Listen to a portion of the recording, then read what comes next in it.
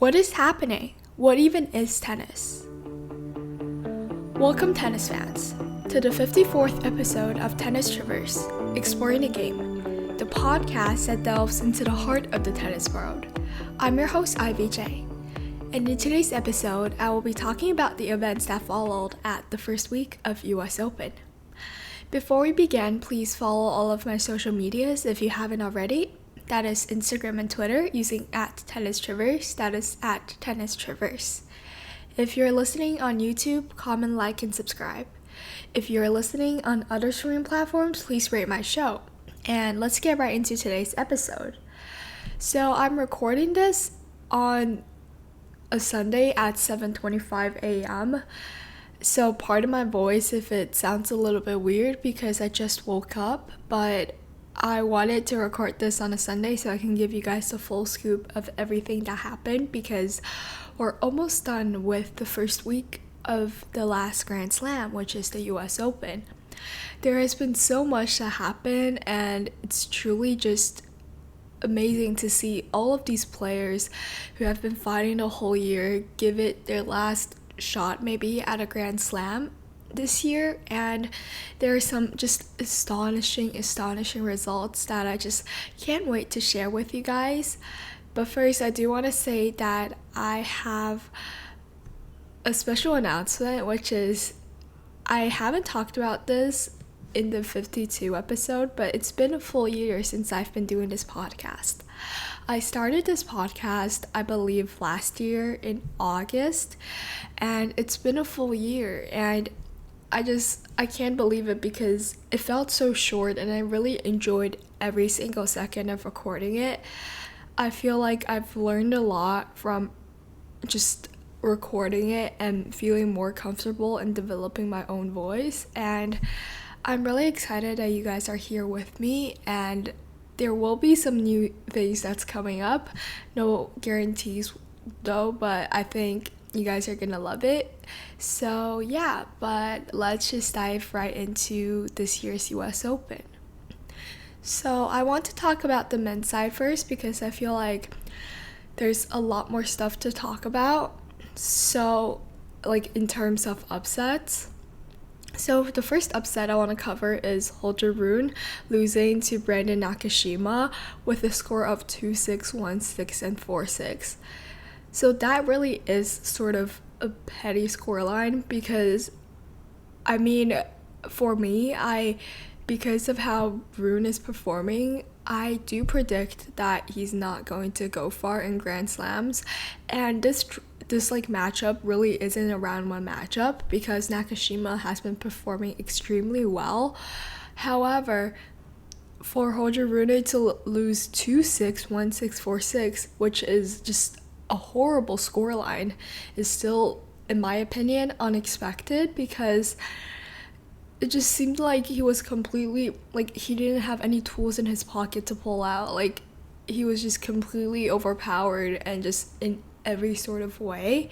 So I was listening to the tennis podcast and they were talking about how maybe we shouldn't hold Rune to the high level as we did before, and I sort of agree with that. I think it's really important for the athletes to like perform really well in Grand Slams, and to be honest, the only like sort of moment where he was great that I can think about is when he won Paris, but that was like 2 years ago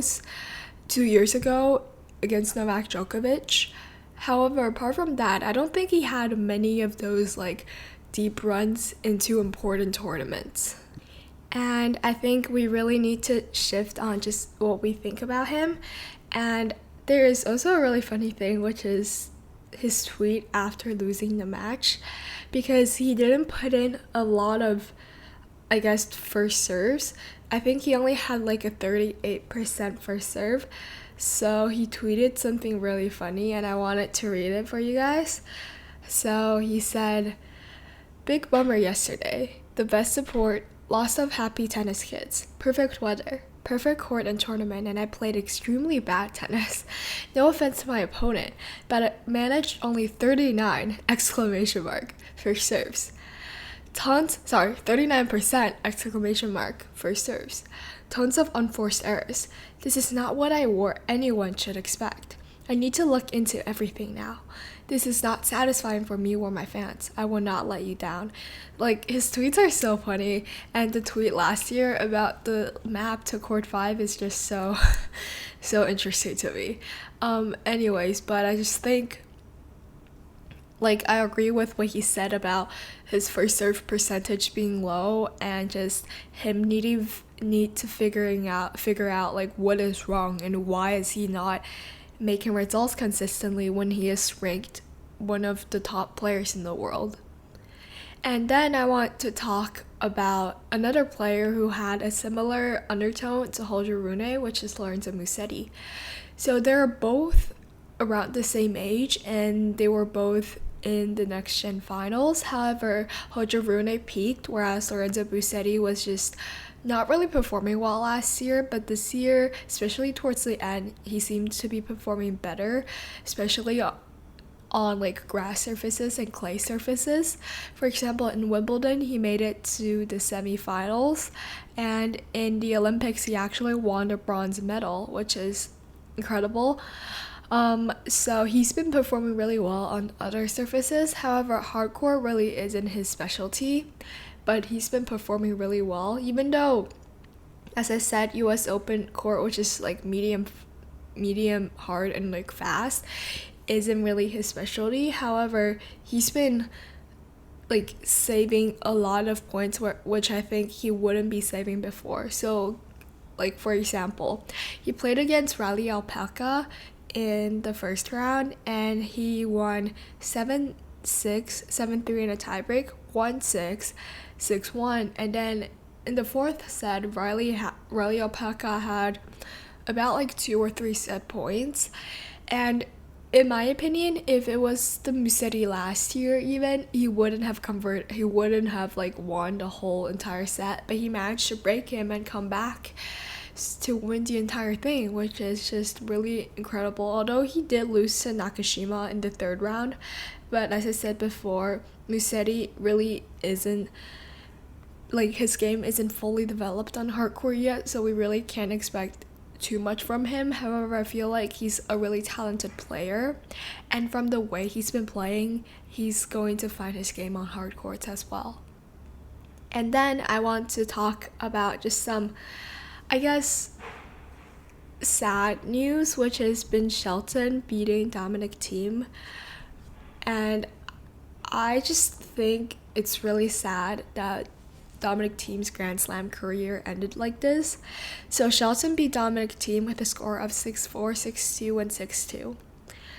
I mean, I think from the start, when I was watching Dominic Thiem, he isn't hitting like himself before, and I knew that Dominic Thiem isn't going to win against this matchup, and they made a whole like collage after Thiem loses to like sort of pay tribute to him because this is his last Grand Slam, and it was just a really heartwarming gesture, but I still felt a little bit heartbroken for him because he achieved his career high at a time where just nothing is really the same. Like, COVID in 2020 is when he won his Grand Slam title, and there was nobody in the crowd celebrating him. So he also mentioned that in his speech, and how just, although he's thankful that he did reach the level he is, that he is kind of so sad that he reached his top level when it was just such a special time in the world. And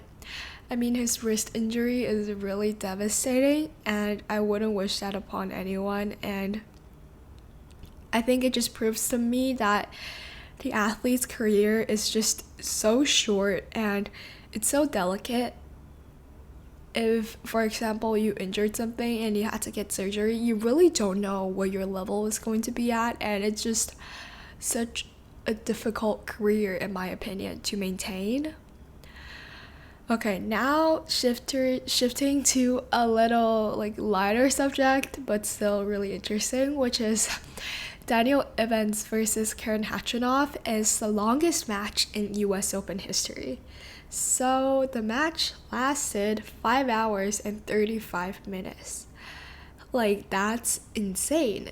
And it is played on court 6, which is not really a court that a lot of people go to, but at the end of this match there was just a huge amount of people circling the bleachers because the match was just insane.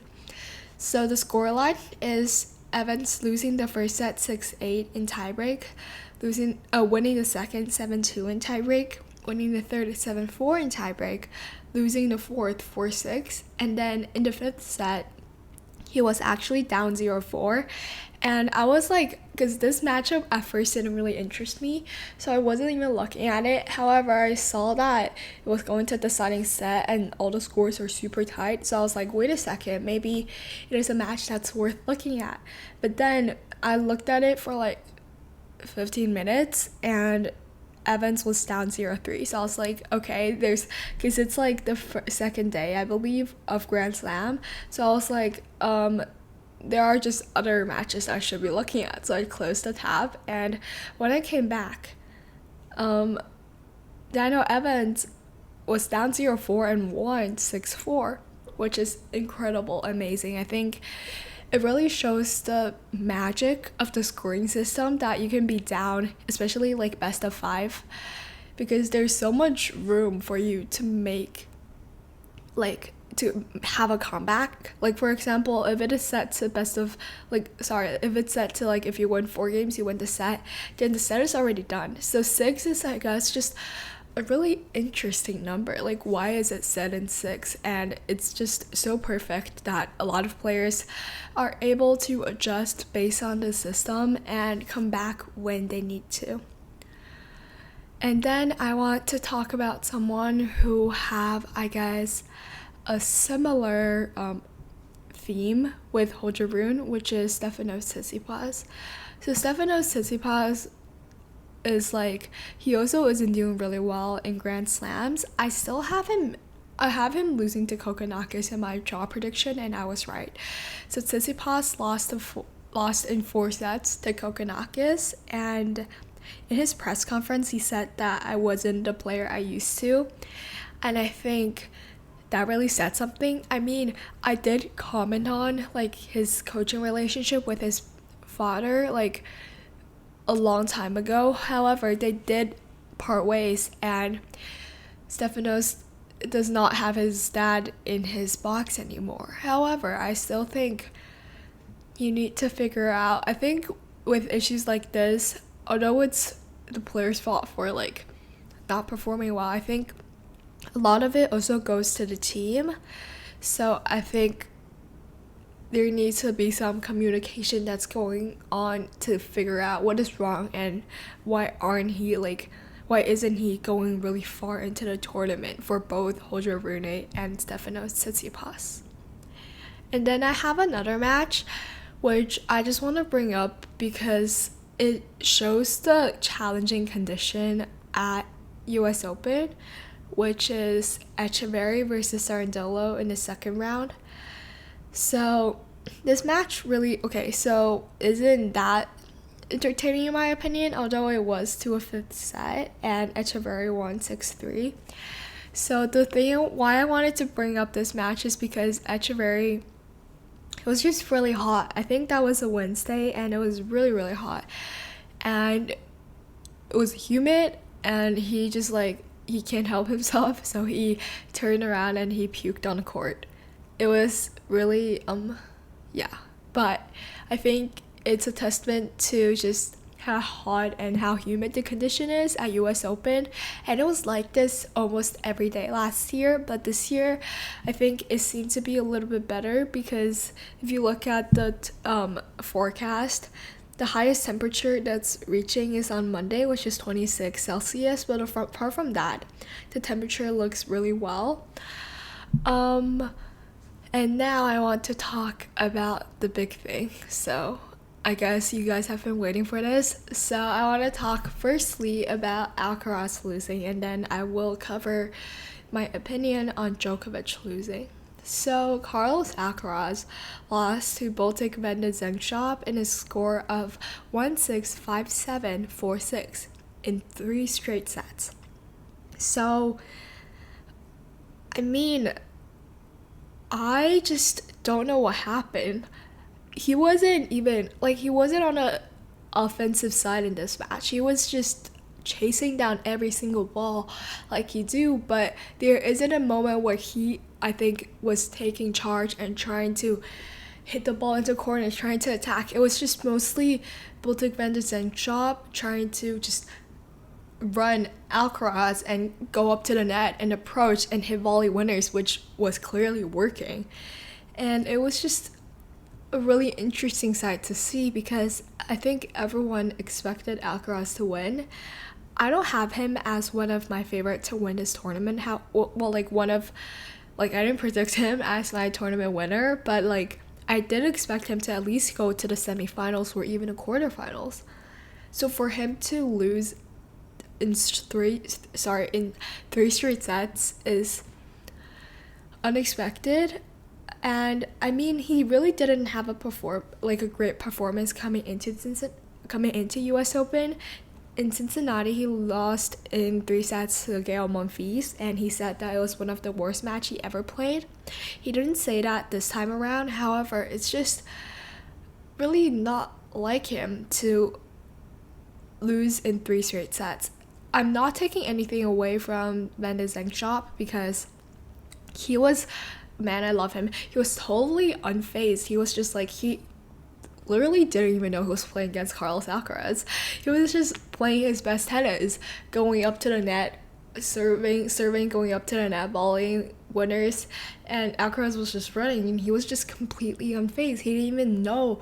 Well, he did, but he was just okay, I'm winning against Alcaraz on Arthur Ashe, but I'm still myself. And I see a lot of players such as Jared, who just last year against Novak Djokovic, who just completely tense up when they're up 2 sets against such an incredible player, but he did it, and he managed to close out the 3rd set with a score of 6-4.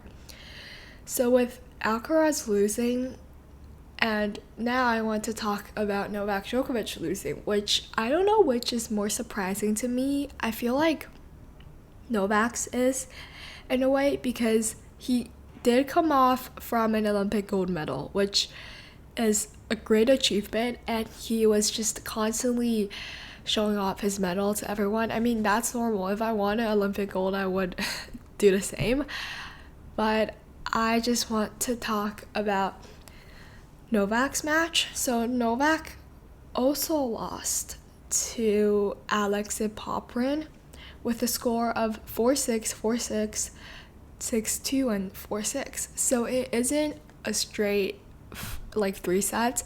However, it's still really surprising to me because although Alexei Popyrin is an incredible player and he's won a title this year, but for Novak, I mean, he did say that we know he isn't at his best, but it's since 2002 that one of the big fours didn't win a Grand Slam title. It's been 22 years. So, I mean, it's a sign that really everything is changing. And, I mean, I think we're in that transition phase, and I don't know if it's going to come back. Maybe next year Novak is going to find his form again and win, let's say 2 or 3 more Grand Slams.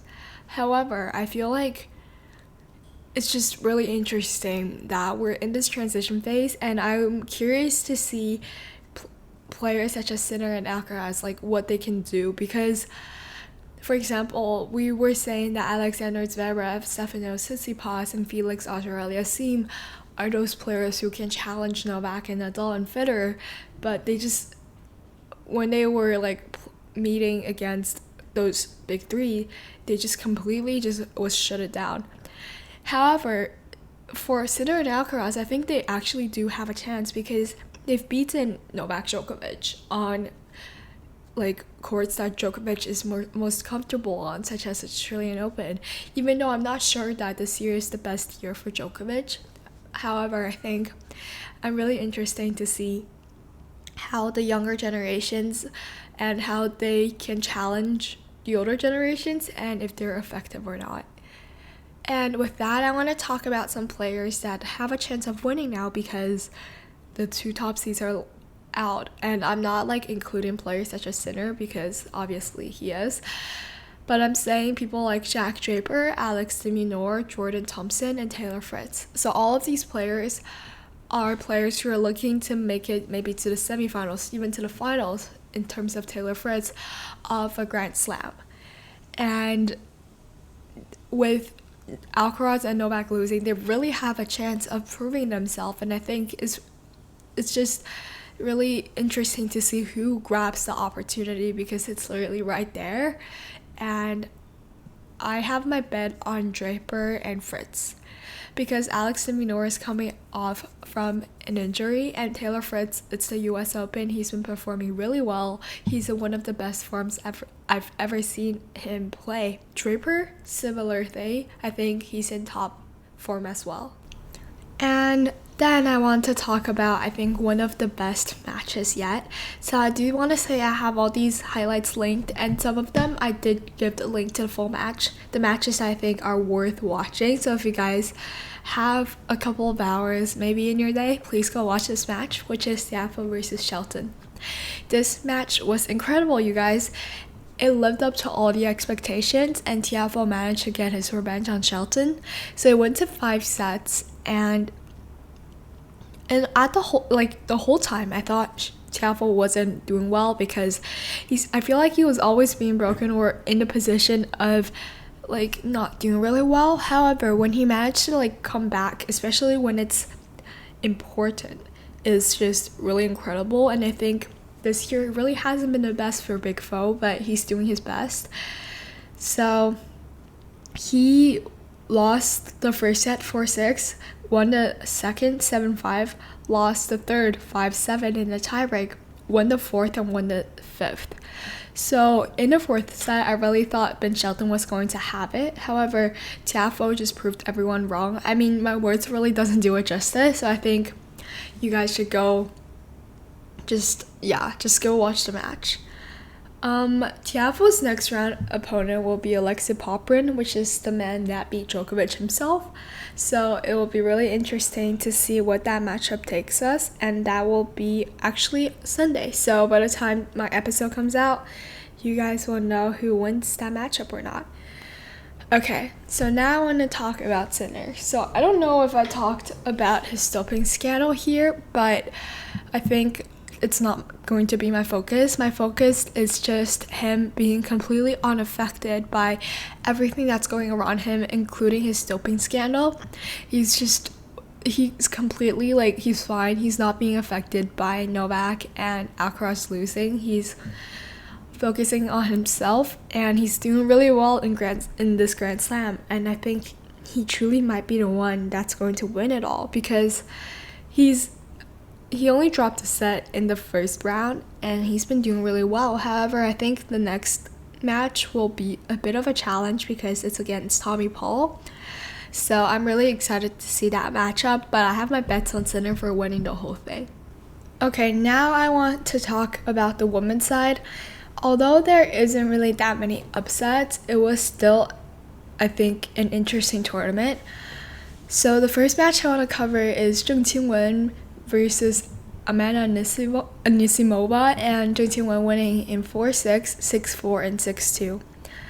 So in the first set, at the beginning, I thought Anisimova had this in her back because she is an incredibly good returner, and she's literally hitting like winners off of Zheng Qinwen's first serves constantly. So I was like, I mean, if she's doing that and holding her serve, it's going to be super easy for her. However, even though she was, I think, leading 5-1, Zheng Qinwen managed to break her and come back, so it was 5-3 with 5-4. So I thought, even though Anisimova closed it out, I still thought that Zheng Qinwen's sort of energy is rising up, and I think the second set is the most interesting set because both of the players were just trying to figure out a way to win, and their energy I think was equal. However, Zheng Qinwen won with a score of 6-4, and then this third set was just completely one-sided, and Zheng Qinwen won that. So I mean, I think the thing I'm pulling out from it is Qinwen is not the player that she used to be, where I think if she loses the first set, she is like her mental game isn't that well that she's going to lose the second. However, I think she is managing to find a way to come back constantly, because in the second round, I believe she was also down a set against Erica Andreeva and also managed to come back. So really interesting to see what this take us. I don't think she's in the mix of a Grand Slam champion, of winning this title, but I think she is capable of making it really far to the quarterfinals, to the semifinals. Okay, now I want to talk about Raducanu versus Kenin. So really not that much to talk about the score here. So Raducanu versus Kenin, the score was 1-6, 6-3, 4-6. So Kenin won in 3 sets. However, I just want to talk about Raducanu's sort of scheduling to prepare for the US Open. So she actually skipped out on 2 tournaments, one of them being Cincinnati, because I don't know why, she said that she was focusing on preparing for the US Open. However, her way of preparing for the US Open is to not participate in any tournaments, which just does not make sense. And she did not play the qualifying for both tournaments and ended up losing the first round of US Open. I mean, to be honest, in her press conferences, she did say that it was a mistake, and she did acknowledge that she needs to play more tournaments in order to perform well at a Grand Slam. So I think we're going to see some scheduler change next year, and I hope that she performs well, because she was doing really well in Wimbledon. However, her tennis just completely stopped, and for her to come back at a Grand Slam against a great opponent is just difficult. And then I want to talk about, in my opinion, the best match in round 1 for the women's side, which is Bianca Andreescu versus Jasmine Pollini. Guys, that match was one of the best match I've ever watched, and I was completely fascinated by the way Pollini played. So Bianca won the first set tiebreak with a score of 7-5, a close set tiebreak. Losses the second 2-6 and losses the third 4-6. So the first set and the third set was just incredible tennis, and I loved how Pollini was able to get to every high ball, and when a ball is short, she's just immediately inside the baseline attacking it. And it's really funny because as a tennis player myself, I'm not that tall, and Pollini's also not that tall. So when I watch her tennis, I think I get inspiration from her, and just how she plays is super, like, she's still really aggressive, and she's able to get those high loopy balls and even maybe sometimes turn them in her favor is so inspiring to me. And then I want to talk. So I have all these matches linked, so please go click on the highlights. I strongly recommend clicking on this one because it's so good. And now I want to talk about Naomi Osaka versus Elena Ostapenko.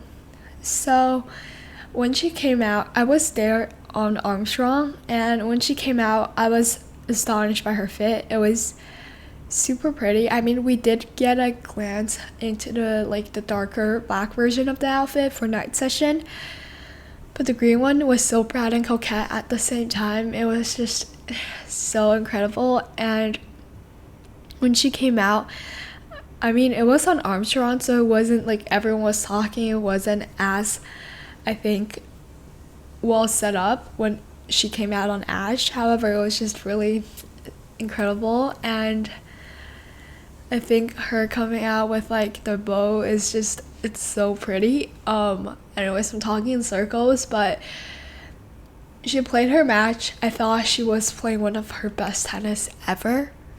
Like, she had 0 unforced error in the first set. And Ostapenko is a tricky opponent. However, I think for Naomi Osaka, I think her trouble comes in when it's not a big hitter, because I mean, to be honest, Osaka can out-hit anyone. She's just incredibly powerful, and she can direct the ball to anywhere. But when she plays against her next round opponent, which is Caroline Muchova, it just gets a little bit difficult because Mukuba is more of like a approach to net volley kind of person, and it's just really hard for Naomi to adjust. So I want to stick to Ostapenko first, and then I will talk about Mukuba. So when she won that match with a score of 6-3, 6-2, she like cried, and I was at the match and I was like really sad.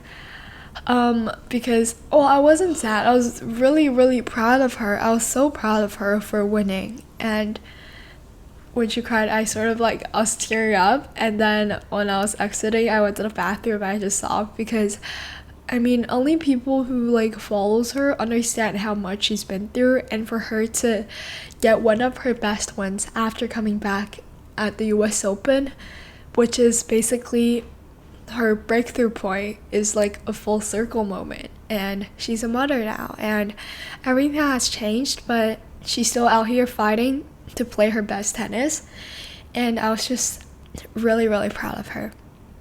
And now we'll move on to the Muchova. So Muchova actually, she lost the first set, Naomi, in the score of 3-6, and in the second, she had 3 set points. Yes, you heard me right, 3 set points. She was serving too, but she was just missing. She double faulted. She missed a short forehand, and the other one was actually a rally, but she was missing 2 super easy balls. And I think that's something that I feel like in the first set she was just really nervous because it was on Ash, and she was making some unforced error mistakes, which we didn't see her making in the first round. So although I wasn't there, but I was still cheering for her, and I'm still really proud of her regardless. Okay, now we'll move on to another player, which is Danielle Collins.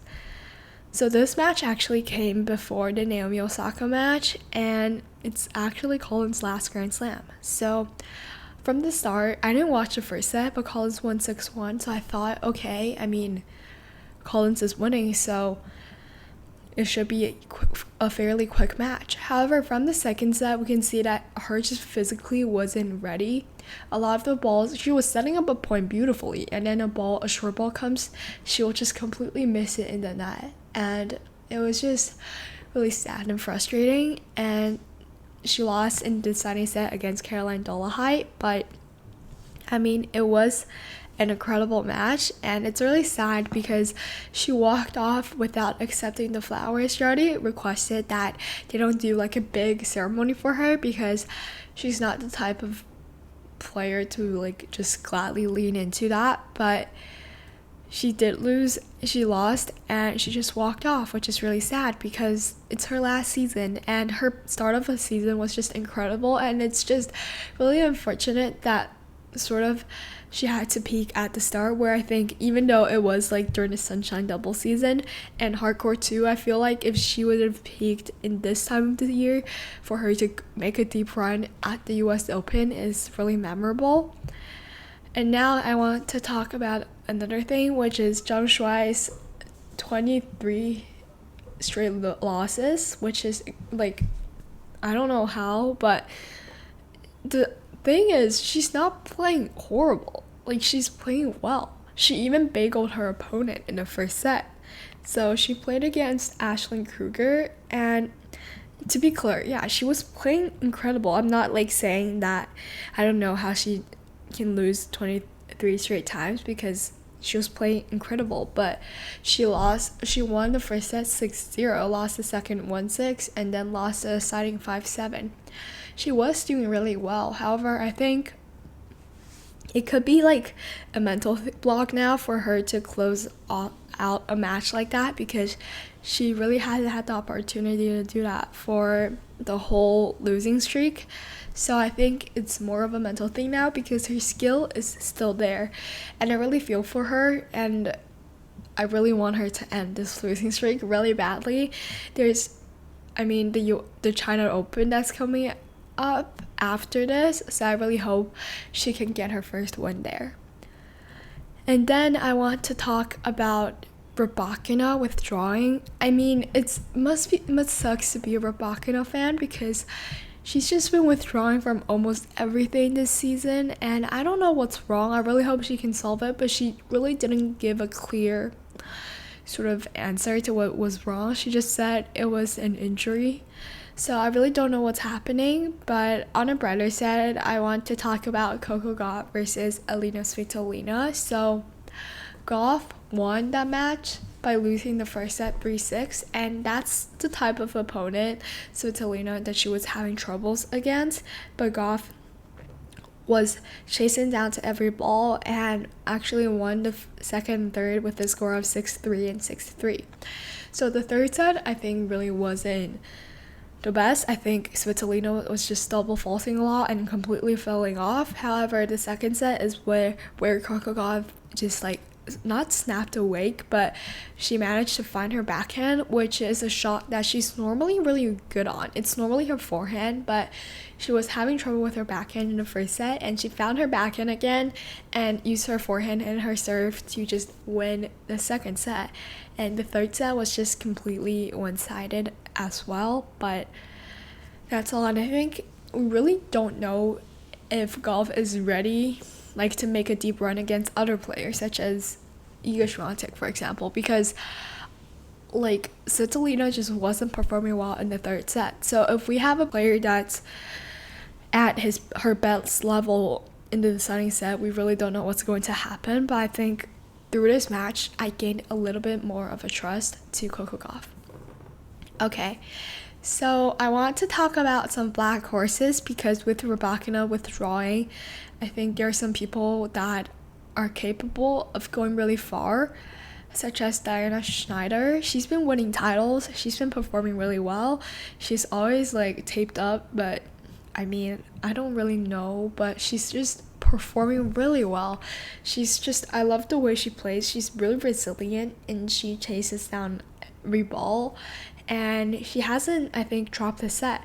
She beat Nadia Podoroska with a score of 6-2, 6-1, beat Clara Townsend with a score of 6-4, 6-4, and beat Sarah Irani with a score of 6-2, 6-2. And she is playing against Jessica Pegula on Monday, but I think it will be, I think might be leaning towards Schneider for the win.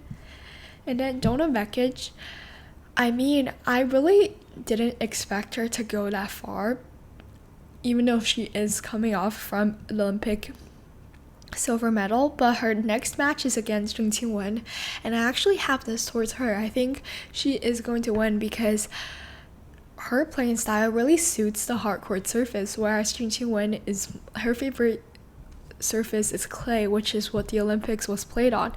So I think I'm leaning towards Bekic for the win.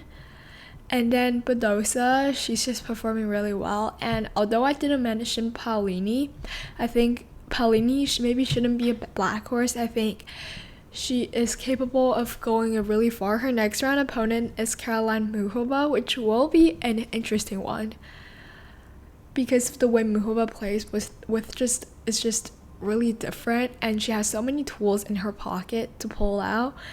But Pollini is always fighting, so I think it will be interesting to see what happens. And that sums up today's episode, you guys. This was a long one, but it's a Grand Slam, so it's always going to be a long one.